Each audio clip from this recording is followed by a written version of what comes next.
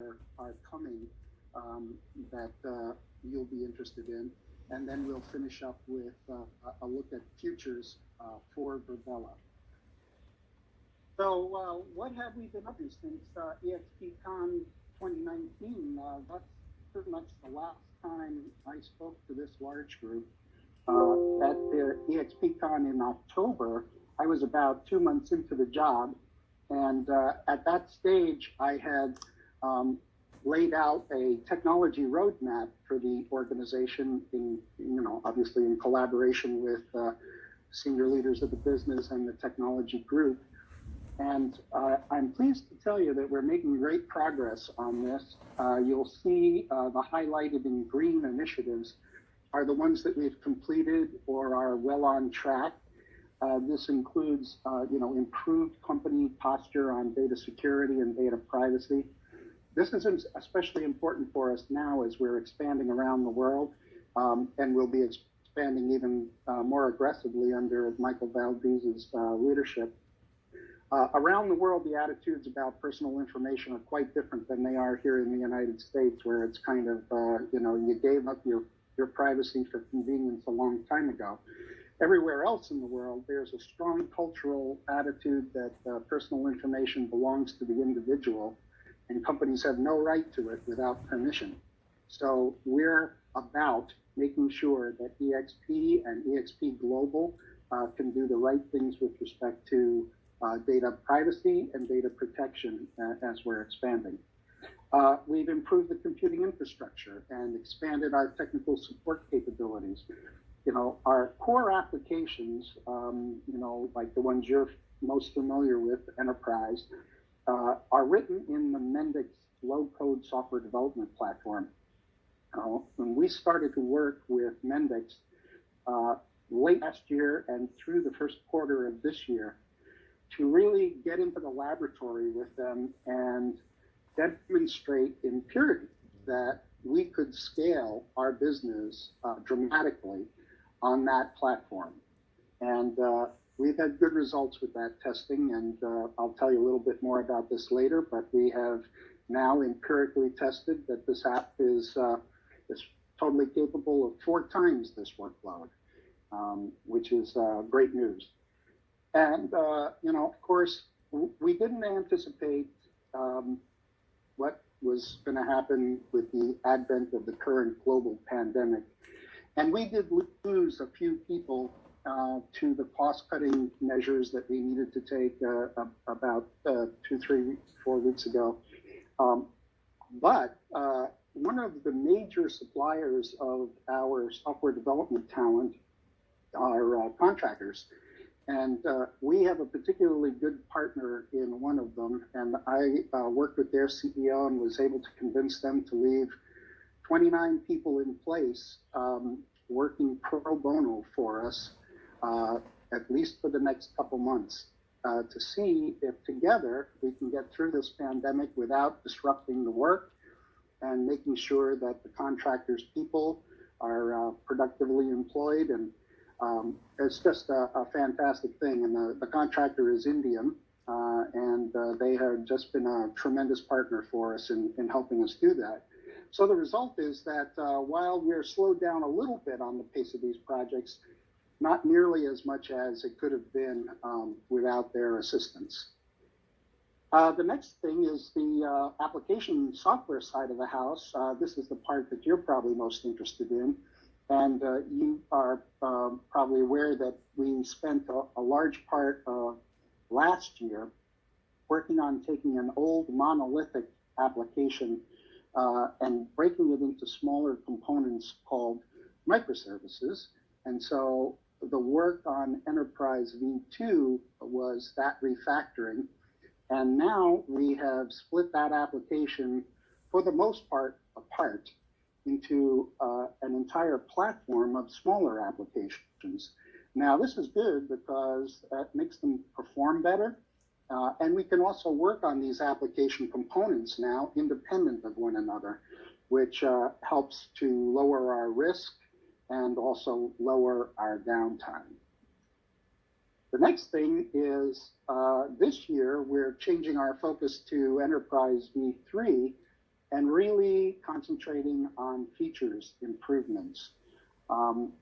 The entire platform is undergoing change, designed to serve the business and agents better. The tech team is working on a large number of initiatives to improve our core applications, and some of them are oriented towards corporate operations, and about 27 of the recent initiatives and the next up initiatives are clearly focused on improving functionality for the agent community.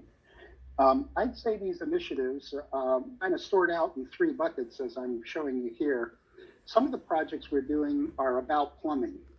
We just need to make sure we've done the right things to the pipes and wires under the dirt to make sure that this environment keeps performing well and can scale and is bringing the right support to the working environment that you're in. There's a second group of projects which are really about resolving pain points, known issues with the application over the years that have really kind of been problematic or resulted in slower business process than anybody would like. And so we put a real concerted effort recently in knocking down these pain points as prioritized by our business side leaders. And then finally, and most exciting, is the new capabilities. And I'll talk more about these in a moment, but we're bringing major new applications to the universe of tools we've got, many of which are designed to substantially expand the business. So all of these projects, as we think about you as the user community, we're focused on 5 different goals. First and foremost is how do we do the best job of agent compensation? How do we make sure that agents are being paid accurately and quickly? How do we make sure that we reduce and to the extent possible eliminate errors and post-close corrections so that you are getting compensated properly and rapidly? Second is helping to attract and retain new agents.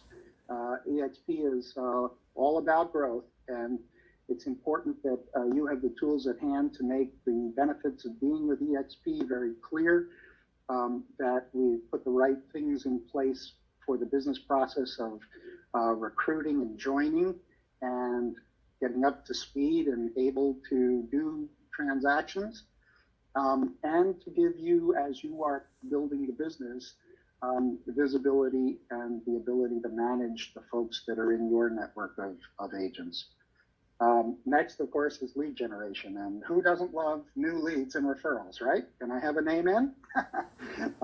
So a few of our projects are focused here. Amen.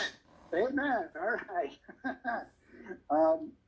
Then competitive advantage. What can we do to make sure that we've got the edge on the competition? And what can we do to make sure we have a continuing edge on this very innovative operating environment that we've created over the years and are expanding now? And then finally, and this possibly is less exciting, but nevertheless it's important for the whole business, is operational efficiency and cost control. We need to make sure that our solutions scale with our growth and that we're doing the best we can to keep costs under control and use our people wisely. So all of the projects that I'm about to go over with you sort into trying to advance these goals. So first, let's talk about the projects related to agent compensation. So in the US and Canada, we've done some work to improve the transaction processing system. And what you'll see here is I'm going to go over some of the projects that we have just recently completed. I won't go in great detail because it would be too much material for us to cover in this time frame. But I'm just going to try and give you a high spot, 1 or 2 important things that each of these projects bring. And the color coding here is going to be that these little yellow-orange symbols are about projects we've recently completed, certainly since the last eXpCon. And you'll see the blue ones that come up are the ones that are in our hopper now, and we are working on next. So when the transaction... John, I don't think we're on the same screen. I don't mean to interrupt. All I see is eXp World Holdings. Oh, it's not advancing for you guys, huh? No. Oh boy. Okay, hang on. Let me try and redo the crank wheel here. And I know you're the most tech savvy person in the company, so that was definitely an accident. Yeah, that sometimes crank wheel stalls. If you're talking too long on a slide, I should take that under advisement, right? Let me send this out again.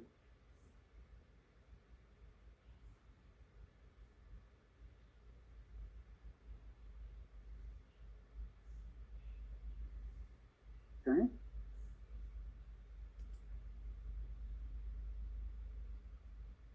John, our tech savvy social media person, Chris Armstrong, is in the audience. Chris, can't help him. I think we got it. Hang on a sec. All right. I think you can see it now, right? Agent compensation? Yes. It's up now. Okay. All right. So let me come back here and drive from my presentation.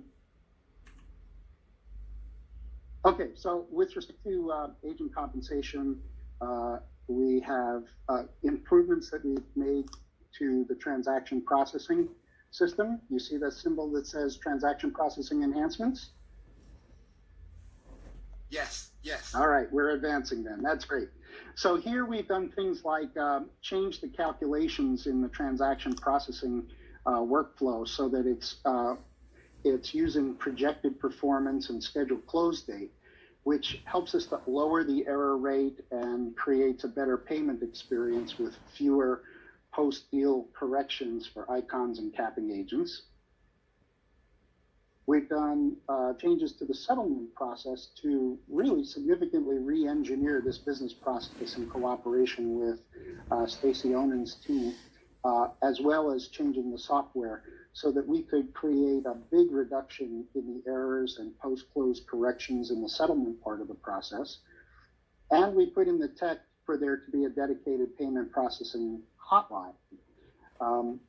Then in the SkySlope application, which I know is controversial, some people love SkySlope and some people really hate SkySlope, but given that it is the official offering of the company at this time, my team and Amelie Quiznos in Stacy's team have been working directly with the vendor to make sure that we get them to install some functionality improvements in SkySlope that serve our purposes.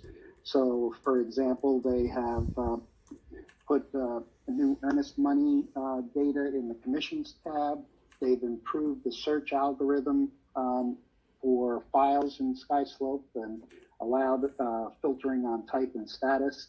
And they're working on forms capabilities and DigiSign 3.0 capabilities.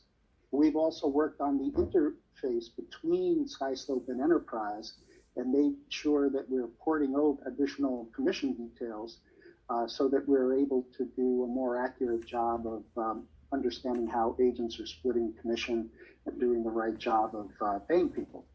So these three, along with, or four, along with the hard work of the brokerage operations people, have really resulted in a much improved NPS score from you all regarding this process. So that's great news. We've also recently accomplished installing SkySlope in Canada, replacing their transaction desk application, which was really not well received by their people and causing a lot of operational problems. So it's a much better experience in Canada now. And we interfaced this version of SkySlope to Enterprise as well, eliminating some big duplicative data entry over in Canada. So next, all right, that's good there. So next are things that are in the work queue now. They're not complete yet, but we're working on them. First is we're significantly enhancing what's called the payment processing work queue. And this will improve the ability of the people in payment processing to assign, manage change, and track work in payment processing for much more efficient cost control and a much quicker payment processing business process. The next is a pretty big deal. We, over the course of the fourth quarter of last year and the first quarter of this year, of course, implemented new applications that are internationally oriented and focused on our ability to, bring up the UK and Canada, the UK and Australia. And what's next for us now is working on international revenue sharing, especially across countries, so that we can start supporting Sponsors Without Borders. And all of that meant to, produce benefits in terms of faster processing, lower error rates, and, expansion of revenue sharing opportunities around the globe. So then, in terms of attracting and retaining agents, we've done work on the Join app, in which we improved agent login and landing pages and added real-time intercom chat so that a joining agent can, if they have a question, can get somebody right away in real time on a chat dialogue and get the problem solved quickly. We're working on international expansion, and especially now with Michael Valdez just joining the team. He and I have been working for actually a couple months on a new approach to international expansion that's going to utilize a couple of packaged software systems that are already multilingual. And we're going to interface those software systems to the unique parts of the eXp software world, like the Join app and like revenue share at the back end. But the ability for us to have more of a packaged software solution that we can drop in more of a cookie cutter standard approach is designed to help us expand internationally much quicker. Next up is work we're going to do on the agent attraction dashboard. You'll be able to see all the agents that have chosen you as their sponsor. You'll be able to see where they are in the join process so that you can do a better job of shepherding them and building your downline. We're going to be working on improvements to the status visibility for icons. So it's easier for staff and peers to see who is or who has been an icon, and make sure these great producers get the ongoing recognition that they deserve. And then for the Agent Equity and Stock Awards, we're not changing the program, but we are redesigning the agent views in this application so that there be much better clarity on where you stand on both equity and stock awards. And all of that designed to add agents quickly through international expansion, through your own attraction efforts, and to make sure that we all know and can clearly see the leaders in our ranks. The next are some projects that kind of cut across and share their purpose in competitive advantage and lead generation.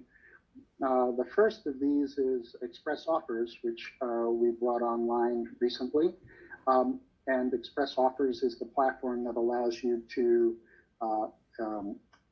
create an instant offer for a buyer with an institutional, a seller with an institutional buyer. And the lead routing engine is actually a component that was built for Express Offers that pipes leads from the public-facing website to Express Offers. But we built that lead routing engine so it's reusable and general purpose, and we'll be able to use it for routing leads in for various programs and for various other applications. We've done some work on the Mentor app just recently to create an easy-to-use dashboard to get mentors signed up. and we've automated the pairing of mentors and mentees to make sure that process can go much faster. It took a long time to do that manually in the past, and this has been an important improvement. Next up in this is our special projects team in my world is doing an application for electronic earnest money, which allows buyers to deposit earnest money, eliminating the need for handling paper checks. This is a big one. We are working on the implementation of referral brokerage. So that will be a separate brokerage under eXp World Holdings and oriented around referral business only. And that is actually underway now. We're doing work on the data services front. Tony Beach and team have created a flexible infrastructure of tools and curated data repositories that we can use for business intelligence and data analytics, much better facilities than we've had in the past. This includes ingesting data from about 90 of the major MLSs so far, covering just under 50% of the listings nationally. And Tony's team continues to plow through onboarding the other MLSs. So our goal ultimately is to have pretty much full national coverage. So we're just getting started with what we can do with this data in terms of identifying markets for growth and other analytics that are important for the visibility of our business. And then, of course, on the VirBELA side, you'll hear more from Alex and Gabe in a couple minutes. But they've launched team suites. They've made the access to the mobile through the mobile application much better. We can get to much more of the world that way. They've, I think, markedly improved the voice system for day-to-day operations, and all of that is, resulting in aiding quicker getting agents online, aiding agent production, and making sure we know where we can grow. And then finally, operational efficiency and cost control. First of all, we expanded tech support significantly. So now there's 24/5 tech support all around the world, including the UK and Australia and any of the other places we go into, and 24/7 DevOps monitoring of our critical infrastructure. So there's always somebody there to respond if there's a glitch any time of the day or night. We are, of course, completing the work on core applications and splitting them into pieces like transactions and intact microservice, mentor, and the organizational structure application. And we're almost totally complete with that. There's a small part of legacy enterprise that's still left to go, but we're hoping to get to that in the rest of this year. In addition to the functional improvements to SkySlope, we also worked with the vendor to make sure they implemented performance improvements. There were a number of business processes inside of SkySlope where the response time on the screen was very, very slow, and we worked with their technical teams to improve those situations. I mentioned to you before that we've put a major effort into empirically testing the scalability of enterprise with the expert services group at Mendix. And we feel good about those results. We know there are some architectural things that we will need to do in the next year or two so that we can scale past 4x to my goal, which is 8 or 10x. Then coming up, this is a big deal. If you were in the general session on Tuesday, you heard RJ Jones mention an initiative to implement a transaction coordination service in the company. And I'm partnered up with him to make sure that we're doing the software side of that, which would be an application that would facilitate stakeholder communication and tracking of those deals as progress. And then finally, on the data services side, with respect to operational efficiency and cost control, just a lot of capabilities to mine data from enterprise and use it to be able to fine tune our own internal operation and make sure we're using the best, the most efficient use of the people that we put anywhere in the organization. So all of that trying to lead up to making sure that we're improving operations, we're able to scale as this company grows really fast, and that we're paying attention to things like compliance through the analytics that we can do with the data services folks. So with that, kind of the high spots of what we've been doing in the application world, now I wanted to switch gears a little bit and introduce an important person in our world these days. You know, we're kind of